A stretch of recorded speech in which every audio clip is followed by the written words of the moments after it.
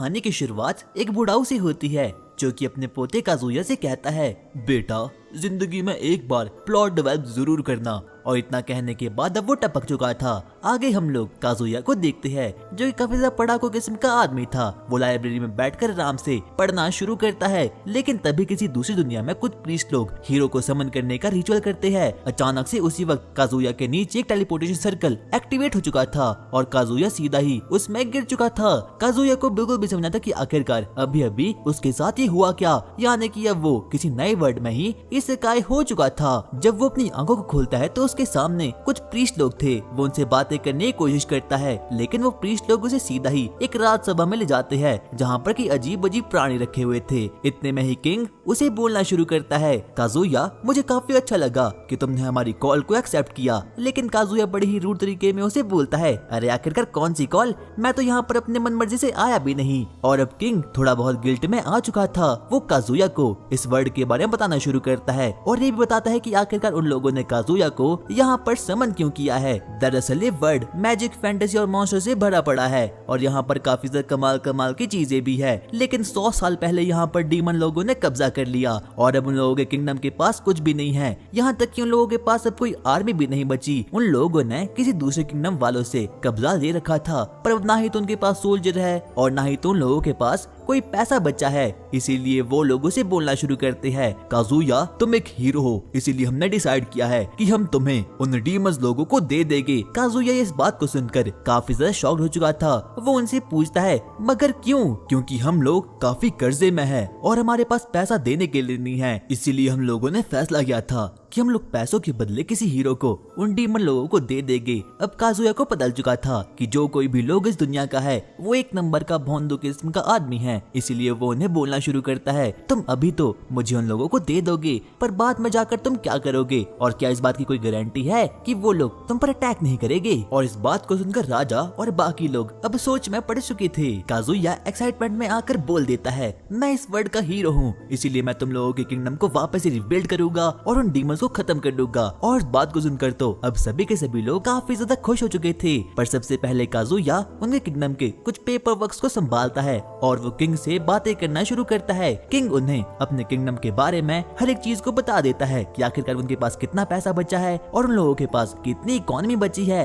और अब काजुया को धीरे धीरे करके उनके किंगडम के बारे में बहुत सी चीजें अब पता चल चुकी थी। और अब अगली सुबह किंग राज्यसभा में ये ऐलान कर देता है कि इस वर्ल्ड का नया किंग कोई और नहीं बल्कि काजुया है। यहाँ तक कि वो बोलता है, अब मेरी बेटी यानी कि लिज की शादी भी इसी से होने वाली है। सभी लोग इस बात को सुनकर काफी ज्यादा शॉक्ड हो चुके थे और यहाँ तक कि काजुया भी इस बात को सुनकर काफी ज्यादा शॉक्ड हो चुका था। और वहीं हम लोग एक अजीब सी लड़की को देखते हैं जो कि अपने घोड़े पर बैठ कर आगे बढ़ना शुरू करती है। वो सबसे पहले किंग से मिलती है। बाद में पता चलता है कि ये लड़की कोई और नहीं बल्कि किंग की बेटी यानी कि लिज ही है। वो अपने फादर यानी कि किंग से बोलना शुरू करती है, आखिरकार आपने अपना थ्रोन किसे दे दिया? किंग उसे अब अपनी पूरी बातें बताना शुरू करता है, पर लिज को ये बात बिल्कुल भी पसंद नहीं आती। इसीलिए वो काजुया की ओर बहुत ही गुस्से तरीके से आगे बढ़ना शुरू करती है। और जब वो काजुया को देखती है तो वो देखती है कि काजुया तो अभी भी बस एक काम ही कर रहा है। जब वो काजुया के रूम में एंटर करती है तो काजुया उसे पूछता है, क्या तुम्हें पढ़ना लिखना आता है? हाँ, मैं हाईली ग्रेजुएटेड हूँ। उसके बाद काजुया उसे प्लस माइनस के क्वेश्चन पूछता है और वो सही जवाब दे देती है।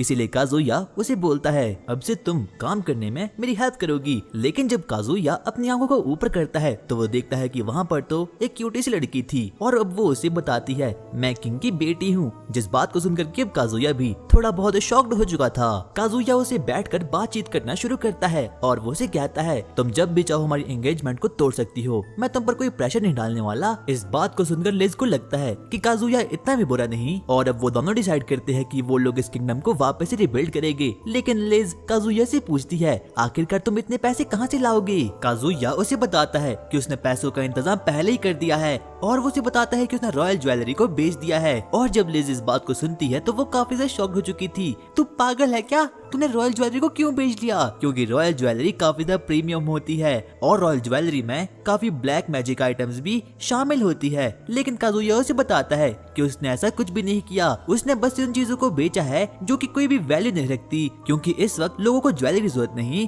बल्कि खाने की जरूरत है। और जब लिज इस बात को सुनती है तो वो काफी ज्यादा शॉक्ड हो चुकी थी। वो उसे पूछती है तो क्या तुमने ज्वेलरी उस किंगडम को दे दी? लेकिन काजुया ना में जवाब देता है और वो उसे बताता है कि वो तो उस किंगडम को कुछ भी देने नहीं वाले, बल्कि वो लोग तो उससे वॉर करने वाले हैं। इसीलिए सबसे पहले उन लोग कैसे भी करके अपनी आर्मी को सबसे ज्यादा स्ट्रॉन्ग करना होगा।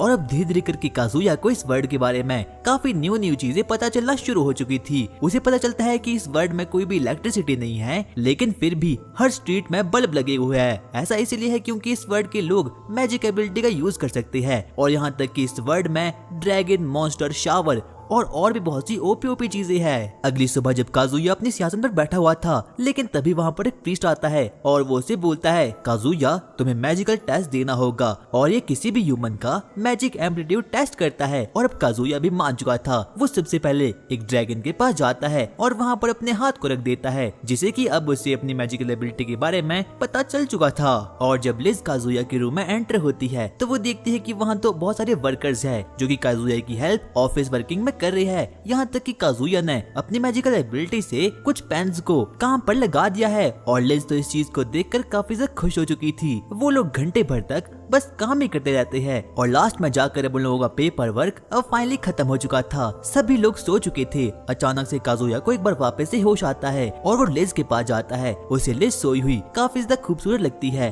और जब वो उठती है तो लिज उसे देखकर काफी ज्यादा ही शॉक्ड हो चुकी थी। लेकिन काजुया उसे बताता है, तुम सोते हुए काफी खूबसूरत लगती हो। और जिस बात को सुनकर के लिज काफी ब्लश करना शुरू करती है। अगली शाम अब वो लोग हॉर्स राइडिंग करते हुए आगे बढ़ना शुरू करते हैं और वो लोग आपस में बातें करना शुरू करते हैं कि आखिरकार वो लोग अपनी कंट्री की जीडीपी को कैसे बढ़ाने वाले हैं। लेकिन तभी लिज काजुया को बोलती है, तुम तो एक नंबर के फट्टू हो, क्या तुम्हें घोड़ा चलाना नहीं आता? नहीं, मुझे नहीं आता। और अब वो लोग फाइनली अपनी मंजिल तक पहुंच चुकी थी। काजुया लिज को एक कॉटन फील्ड तक ले आता है और वो लोग वहां पर आगे बढ़ना शुरू करते हैं। आगे हम देखते हैं कि काजुया को पता चुका था कि आखिरकार उन लोगों की कंट्री की जीडीपी कम क्यों है। वो लिज को बताना शुरू करता है कि डीमन के आने से पहले सिर्फ और सिर्फ उन्हीं की कंट्री कॉटन ग्रो किया करती थी, लेकिन जब से वो वॉइड और डीमन लोग इस कंट्री में आए हैं तो कॉटन काफी ज्यादा कॉमन हो चुकी है। इसीलिए अब कोई भी लोग कॉटन नहीं खरीद सकता। और लिज इस चीज को देखकर काफी ज्यादा शॉक्ड हो चुकी थी क्योंकि काजुया ने बड़े ही इजीली इस चीज को डिफाइन कर दिया था। आगे काजुया और लिज आपस में बातें करना शुरू करते हैं, लेकिन तभी वहाँ पर रॉयल गार्ड का कैप्टन आर्क वहाँ पर आ चुका था। आर्क और काजुया आपस में बातें करते हैं और पता लगाते हैं कि आखिरकार ये किंगडम इतना घटिया सा क्यों है। काजुया तब जाकर आर्क को बताता है कि ऐसा इसीलिए है क्योंकि जो भी गवर्नमेंट के ऑफिशियल्स है वो इस पूरी की पूरी किंगडम में काफी घटिया है, यानी कि वो लोग कोई भी काम नहीं कर पाते, इसीलिए किंगडम पूरी तरह से तहस नहस होने के कार पे है। आगे हम देखते हैं कि काजुया लिज से बातें करना शुरू करता है और वो से पूछता है, क्या तुम्हारे पास कोई ब्रॉडकास्टिंग डिवाइस है? पर लिज को शुरुआत में बिल्कुल भी समझ नहीं आता कि आखिरकार काजुया किस बारे में बातें कर रहा है। लेकिन तब जाकर काजुया उसे बोलता है, क्या मैं अपने थॉट्स को जनता के सामने रख सकता हूँ? और तब जाकर लिज को पता चलता है कि आखिरकार ये किस बारे में बात कर रहा है। उसके बाद काजुया लाइव स्ट्रीमिंग करता है और पूरे किंगडम के लोगों को उसकी आवाज सुनाई देती है। काजुया सभी लोगों को बोलता है, हमें कुछ टैलेंटेड आदमियों की जरूरत है और अगर आप में कोई भी टैलेंट है तो जल्दी से हमारे महल में आ जाइए। और अब सभी लोग काजुया की इस बात को सुनकर काफी ज्यादा शॉक्ड हो चुके थे, पर लिज को समझ नहीं आता कि आखिरकार काजुया क्या करने की कोशिश कर रहा है। और वहीं हम एक बार लिज को देखते हैं और अब धीरे धीरे करके कहीं न कहीं उसे काजुया पसंद आना शुरू हो चुका था। आगे अब काजुया अपने सिंहासन पर बैठा हुआ था और किंगडम के 5 टैलेंटेड लोग अब वहाँ पर आ चुके थे। वो सभी लोग काजुया के सामने झुक चुके थे, लेकिन उनमें से एक लड़की ऐसा बिल्कुल भी नहीं करती और ये पूरा का पूरा दृश्य किंगडम को लाइव स्ट्रीमिंग के जरिए देख पा रहा था। इतने में ही आर्क उसे डांट लेता है और वो उसे बोलता है, क्या तुम में जरा से भी तमीज नहीं, किंग के सामने झुको। लेकिन वो लड़की साफ साफ ऐसा करने से मना कर देती है। दरअसल उस लड़की का नाम एशिया था और वो डार्क एल्फ थी और वो उसे कहती है, मैं एक डार्क एल्फ हूँ और हमारी ट्राइब सिर्फ और सिर्फ उन्हीं लोगों के सामने झुकती है जिन्हें की हम लोग अपना असली में किंग मानते हैं। यानी कि अभी तक उन लोगों ने काजुया को अपने किंग के रूप में स्वीकार नहीं किया था।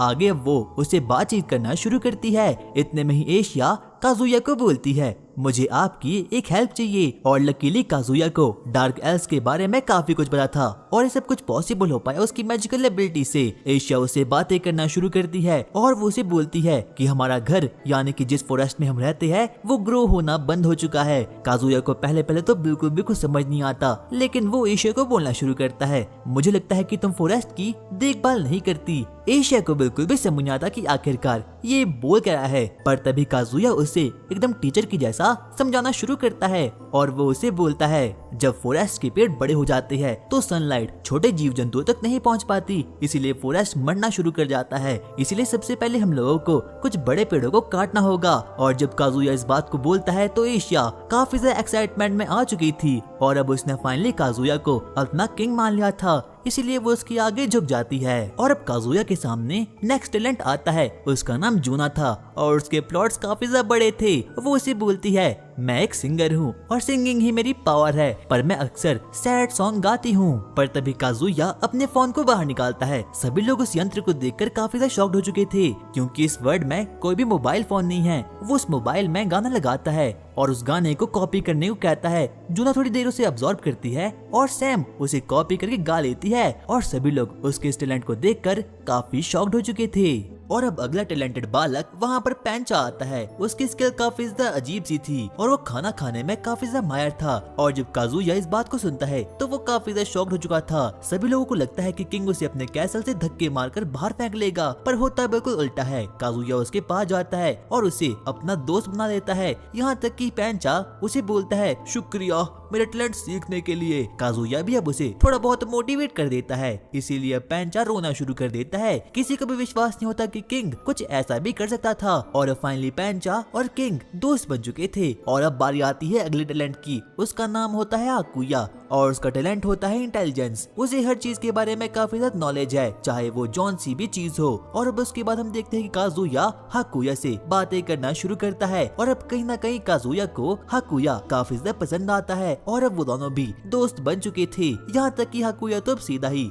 किंग के कैसल में आ चुका था और अब वो उसका राइट हैंडेड मैन बन चुका था। और अब बारी आती है लास्ट एक लड़की की, जिसका नाम की टामोई था। टामोई कुछ भी बोल नहीं पाती, इसीलिए काजुया यानी कि किंग खुद खड़ा होता है और वो उसे बोलता है आखिरकार तुम्हें किस बात का डर है, तुम बोल सकती हो जो भी तुम चाहो। और काजुया को पता चुका था कि जो टामोई है उसका क्लैन मिस्टिक वुल्फ है और जो कि काफी ज्यादा रेयर क्लैन होता है। काजुया उसके पास जाता है ताकि वो उसके बातचीत कर सके। अचानक से हम देखते हैं कि टामोई काजुया के कान में कुछ तो अजीब सी चीज को बोल देती है और जब काजुया इस बात को सुनता है तो वो काफी ज्यादा शॉक्ड हो चुका था। वो उसे बोलता है मैं तुमसे मीटिंग के बाद बात करूंगा। और किसी को भी समझ आता कि आखिरकार काजुया को अभी अभी यहाँ पर हुआ क्या। बाद में हम देखते हैं कि काजुया टामोई से बातचीत करना शुरू करता है और वहाँ पर किंग के बाकी साथी भी थे। वो उसे बातचीत करना शुरू करता है। इतने में ही काजुया अपने फ्रेंड्स को बोलता है क्या तुमने सुना था कि आखिरकार टामोई ने मेरे कानों में क्या कहा। लेकिन वो सभी के सभी लोग ना में जवाब देते हैं। काजुया बाकी लोगों को बताता है टामोई के पास एक स्पेशल किस्म की पावर है, यानी कि वो डीमन लैंग्वेज को सीख सकती है और साथ साथ में ही डीमन लैंग्वेज को बोल भी सकती है। और सभी लोग इस बात को सुनकर काफी ज्यादा शॉक्ड हो चुके थे। यहाँ तक कि टामोई उन लोगों को बताना शुरू करती है कि एक बार जब वो जंगल में गई थी तो वो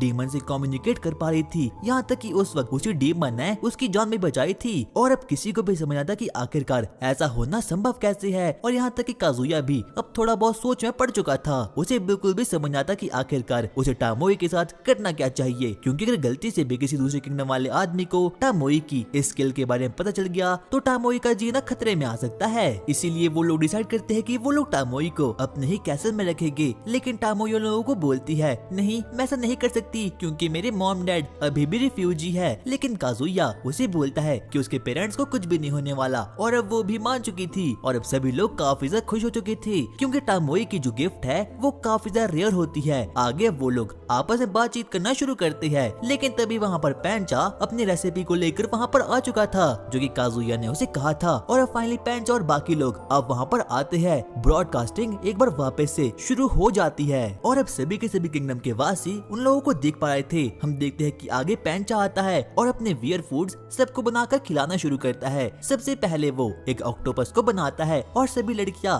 एकदम चिढ़ चुकी थी। और अब बारी आती है एक अजीब सी चीज की, जो कि एक स्लाइम था। और जब बाकी लोग उस चीज को देखते हैं तो वो काफी ज्यादा शॉक्ड हो चुके थे, क्योंकि स्लाइम इस दुनिया में पॉइजनस होती है। किसी को भी विश्वास नहीं होता कि आखिरकार वो लोग किसी स्लाइम को कैसे खा सकते हैं। लेकिन तभी काजुया उन लोगों को मोटिवेट करता है और बोलता है कि जो स्लाइम होता है वो एकदम रामेन जैसा दिखाई देता है और टेस्ट भी करता है, इसीलिए सभी लोगों से बोलते हैं अच्छा अगर ऐसा है तो तुम इसे पहले खा कर बताओ। और ना चाहकर भी काजुया को ऐसा करना ही पड़ता है और वो उस चीज को बड़े ही चाव से खाता है। इसीलिए उसको देखकर अब आशिया भी वहाँ पर आ चुकी थी और बारी बारी करके हर एक लोग उस चीज को खाना शुरू करते हैं और सभी लोगों को वो चीज काफी ज्यादा पसंद आती है, इसीलिए अब वो नेशनल डिश बन चुकी थी। अब काजुया अपना ऑफिस का वर्क कर रहा था, लेकिन तभी उसके पास एक मेड आती है और वो उसे बोलती है मास्टर आपको कोई बुला रहा है। और जब हम देखते हैं कि काजुया अपनी राज्यसभा में जाता है तो वहाँ पर उसे मिलने के लिए वहाँ पर डेप्यूटी ऑफ किंग और हाकुया वहाँ पर आया हुआ था। डेप्यूटी ऑफ किंग काजुया को बोलना शुरू करता है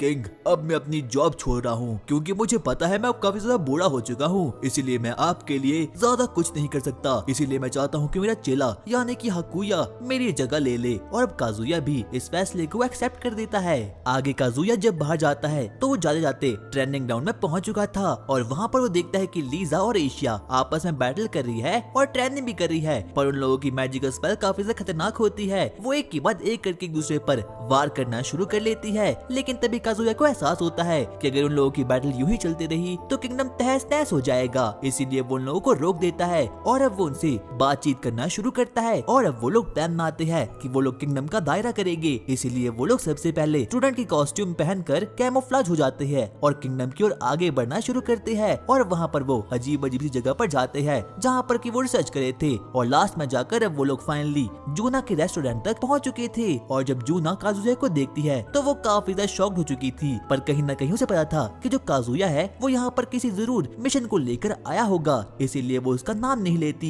और अब काजुया और बाकी लड़कियाँ आपस में बातें करना शुरू करती है कि आखिरकार ये किंगडम किस प्रकार से घटिया सा है और आखिरकार वो लोग जल्द से जल्द इस किंगडम को वापस से रिबिल्ड कैसे कर सकते हैं। लेकिन तभी काजुया का ध्यान अपने साइड में जाता है जहाँ पर एक लड़का और एक लड़की आपस में बातचीत करना शुरू करते हैं। एक लड़का जिसका नाम की हेल्बर्ट था वो अपनी दोस्त काइली को बोलता है मुझे नया किंग यानी कि काजुया बिल्कुल भी पसंद नहीं है। और काजुया को पहले पहले तो ये बात काफी वियर्ड लगती है और हेल्बर्ट अपनी दोस्त को और भी ज्यादा बातचीत बनाना शुरू करता है कि बाकी किंगडम के पास काफी ओपी से किंग है जिनके पास की काफी ज्यादा आर्मी है, इसीलिए मैं काजुया की रक्षा बिल्कुल भी नहीं करूंगा। और हेल्बर्ट का प्लान आगे जाकर बहुत बुरा था, उसे तो कैसे भी करके काजुया को खत्म करना था, पर अफसोस वो ऐसा नहीं कर पाता क्योंकि जो उसकी दोस्त थी काइली वो इसकी सख्त विरुद्ध थी। और अब हेल्बर्ट की बातों को सुनकर काजुया को काफी ज्यादा गुस्सा आ जाता है, इसीलिए वो हेल्बर्ट और काइली की ओर आगे बढ़ता है और उनसे बातचीत करना शुरू करता है। वो हेल्बर्ट को पूछता है कि आखिरकार उसे काजुया यानी कि नया किंग बिल्कुल भी पसंद क्यों नहीं है, और वो उसे बोलता है क्योंकि नया किंग काफी ज्यादा यंग है और ना ही तो उसे कोई पॉलिटिक्स की नॉलेज है, भला वो हमारे किंगडम को कैसे सुधारेगा, इसीलिए मैं उसे अपने हाथों से खुद खत्म कर लूंगा। लेकिन तभी हम देखते हैं कि अब वहाँ पर एशिया आती है और काजुया की बेइज्जती सुनकर वो काफी ज्यादा गुस्से में आ चुकी थी, इसीलिए वो हेल्बर्ट को उठाकर एकदम पटक के रख देती है। और अब काइली और हेल्बर्ट को पता चुका था कि जो बच्चा स्कूल यूनिफॉर्म में है वो कोई और नहीं बल्कि काजुया यानी कि किंग खुद है, इसीलिए अब वो लोग काजुया से माफी मांगना शुरू कर देते हैं। और अब कहीं न कहीं हेल्बर्ट को भी अपनी गलती का एहसास हो चुका था। आगे हम देखते हैं कि काजुया एक बार वापस से अपना ऑफिस वर्क करने के लिए वहाँ पर जाता है, लेकिन मेड उसे एक बार वापस से बोलती है आपसे मिलने के लिए कोई आया है। और जब एक बार वापस से काजुया अपने कैसल में जाता है तो वो वहाँ पर देखता है कि वहाँ पर तो हेल्बर्ट का फादर भी आया है और उसने हेल्बर्ट को मार मार कर उसकी बहुत बुरी हालत कर दी है। और वो हेल्बर्ट की गलतियों से काजुया से माफी मांगना शुरू करता है, लेकिन काजुया उसे समझाते हुए बोलता है देखिए आपके बेटे में काफी ज्यादा अक्ल है, इसीलिए मैं चाहता हूँ कि वो मेरी आर्मी में ज्वाइन हो जाए। जिस बात को सुनकर कि हेल्बर्ट और काइली काफी ज्यादा खुश हो चुके थे क्योंकि अब वो लोग फाइनली काजुया की आर्मी में ज्वाइन हो चुके थे और अब वो लोग फाइनली किंगडम के कुछ तो काम आ ही सकते थे। बाद में जाकर काजुया को पता चलता है कि इस वर्ल्ड में 6 प्रकार के मैजिक है, फायर, वाटर, अर्थ, विंड, लाइट और डार्कनेस, और इनमें से सबसे खतरनाक मैजिक डार्क मैजिक होता है जहाँ पर की लाइट मैजिक सभी को हील करता है और वहीं दूसरी तरफ डार्कनेस मैजिक हर एक चीज को खत्म करके रख देता है। और जिस किसी के पास भी फायर मैजिक होता है वो ग्राउंड टेक्निक में काफी अच्छा होता है, वाटर वाला नेवी में काफी अच्छा होता है और विंड मैजिक एयर फोर्स के लिए काफी अच्छा होता है। काजुया को लगता है कि उसके पास डार्क मैजिक है, इसीलिए वो एक एक्सपेरिमेंट करता है। सबसे पहले वो अपना पूरा का पूरा डार्क मैजिक एक डॉल में डाल देता है और उस डॉल से ही एक एडवेंचरर बन जाता है और अब उसके बाद वो एक पार्टी के साथ डंजन में जाता है। लेकिन तभी जब वो लोग डंजन में आगे बढ़ना शुरू करते हैं, एक स्नेक मॉन्स्टर वहाँ पर आ जाता है। उस गैंग का लीडर आगे बढ़ता है लेकिन वो कुछ भी नहीं कर पाता। लेकिन तभी हम देखते हैं काजुया आगे बढ़ता है और एक ही झटके में सब कुछ खत्म कर देता है। वो लोग उसकी इस एबिलिटी को देखकर काफी ज्यादा शॉक्ड हो चुके थे और अब वो बॉस रूम की ओर आगे बढ़ना शुरू करते हैं। लेकिन तभी उनका रास्ता वहाँ पर एक बहुत बड़ा एक जायंट सैलेमेंडर रोक देता है और वो अपने मुंह से तेजाब को फेंक पा रहा था और वो काफी ज्यादा खतरनाक होता है। और तभी हम लोग एक बार वापस से देखते हैं लीडर उसका मुकाबला करने के लिए आगे बढ़ता है, पर कहीं न कहीं वो लोगों को पता चल चुका था कि जो वो प्राणी है वो काफी खतरनाक है। वो लोग वापस से रिट्रीट होते हैं और वापस से भागना शुरू करते हैं। लेकिन तभी अचानक से काजुया की डॉल का पैर पत्थर पर पड़ता है और अब वो नीचे गिर चुका था। लेकिन तभी वहाँ पर एक एडवेंचर उसकी हेल्प करने के लिए वहाँ पर आती है और वो सैलेमेंडर भी तभी उस पर तेजाब फेंकना शुरू करता है। लेकिन तभी काजुया की डॉल उसे बचाकर वापस से अब घर निकल चुके थे और अब रात के समय काजुया अपनी डॉल को हील करना शुरू करता है। लेकिन तभी अब वहाँ पर लिज भी आ चुकी थी। वो उस डॉल को देखकर काफी ज्यादा शॉक्ड हो चुकी थी। लेकिन तभी काजुया उसे बता देता है कि ये एक एडवेंचरर है और लिज ने भी अब किंगडम के बारे में इसके बारे में कहीं ना कहीं सुन रखा था और उसे बिल्कुल भी विश्वास नहीं होता कि काजुया के पास इतनी पावर भी हो सकती है। अब काजुया और बाकी लोग प्लान बनाना शुरू करते हैं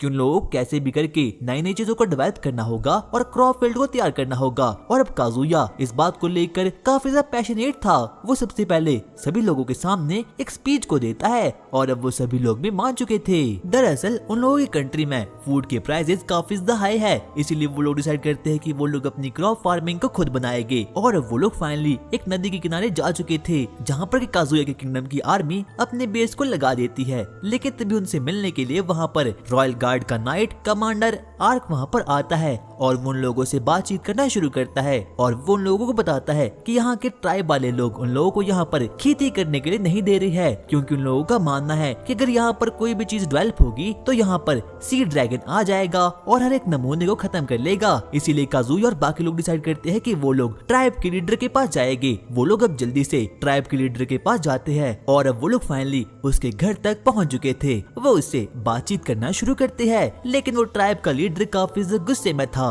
वो आर्क को बोलता है, अबे चुपचाप यहाँ से निकल जा वरना मैं एक घुसा मार के तेरी आंख को फोड़ दूंगा। इतने में ही काजुया आगे बढ़ता है और अब वो उसे बातचीत करना शुरू करता है। और जब ट्राइब के लीडर को पता चलता है कि जो काजुया है वो इस किंगडम का नया किंग है, तो उसकी भी अब फटकर 4 हो चुकी थी और अब वो उसके साथ बातें करने के लिए मान चुका था। और अब उस ट्राइब का लीडर काजुया को उस सी ड्रैगन के बारे में सच बताना शुरू करता है। सबसे पहले काजुया उसके सामने एक मैप को रखता है और वो उसे बोलता है कि आप मुझे बता सकते हैं कि आखिरकार सी ड्रैगन यहाँ पर क्यों आता है। शाम के समय हम देखते हैं कि हाकुया और काजुया आपस में बातें करना शुरू करते हैं और वो लोग उसी सी ड्रैगन वाले मिथ के बारे में बातचीत करना शुरू करते हैं। और अब काजुया अपना मन बना लेता है कि वो लोग उस जगह पर फार्मिंग नहीं करेंगे, क्योंकि हो सकता है कि वो लोग सी ड्रैगन की बात नहीं बल्कि सुनामी की बात कर रहे हैं और हो सकता है कि वो लोग सुनामी को ही सी ड्रैगन समझते हैं। इसीलिए वो लोग डिसाइड करते हैं कि वो लोग फार्मिंग उस जगह नहीं करेंगे बल्कि किसी और जगह करेंगे। और अब काजुया की इस बात को बाकी लोग भी मान चुके थे। आगे हम देखते हैं कि किंगडम का हर एक आदमी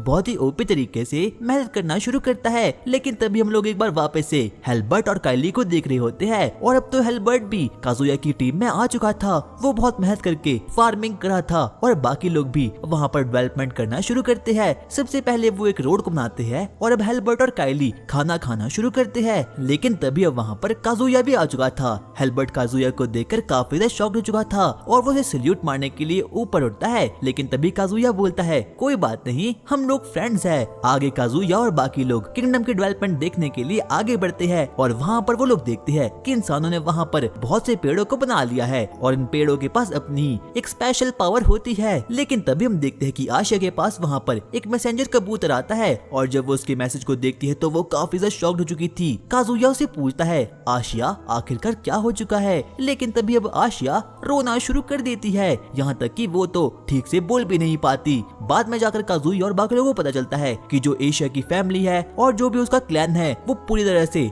लैंडस्लाइड में धंस चुका है। लेकिन तभी काजुया उसे बोलना शुरू करता है, आखिरकार हम लोगों को तुम्हारे विलेज तक पहुंचने के लिए कितना टाइम लगेगा? अगर हम लोग पैदल चले तो 2 दिन, वैसे 1 दिन लग जाएगा। पर काजुया अपने मन में सोचता है कि इतने टाइम में तो बहुत देरी हो जाएगी। पर वो लोग फिर भी वहाँ पर जाना शुरू करते हैं। काजुया और बाकी लोग अब फाइनली वहाँ पर पहुंच चुके थे। सबसे पहले वो लोग डार्क एल्फ के किंग से मिलते हैं और अब वो उससे बातचीत करना शुरू करते हैं। हम देखते हैं कि अब वहाँ पर काजुया के रॉयल गार्ड्स भी वहाँ पर आ चुके थे। वो सभी लोग अब डार्क एल्फ्स की मदद करना शुरू करते हैं और वहाँ पर हम देखते हैं कि काजुया भी अपने माइटी माउस यानी कि गैजेट को लेकर वहाँ पर जाता है। काजुया और हेल्बर्ट एक साथ मिलकर काम करना शुरू करते हैं और उन लोगों को वहाँ पर जमीन में धंसा एक डार्क एल्फ वहाँ पर मिल चुका था और अब फाइनली उनमें से कोई लोग तो बच चुके थे। और शाम के समय वापस से काजुया डार्क एल्फ के किंग से मिलता है। लेकिन तभी डाइनिंग हॉल में वो एक अजीब से एल्फ को देखता है और वो काजुया से काफी ज्यादा गुस्से में था। वो उसे बोलना शुरू करता है, तुम किंग बनने के बिल्कुल भी लायक नहीं हो।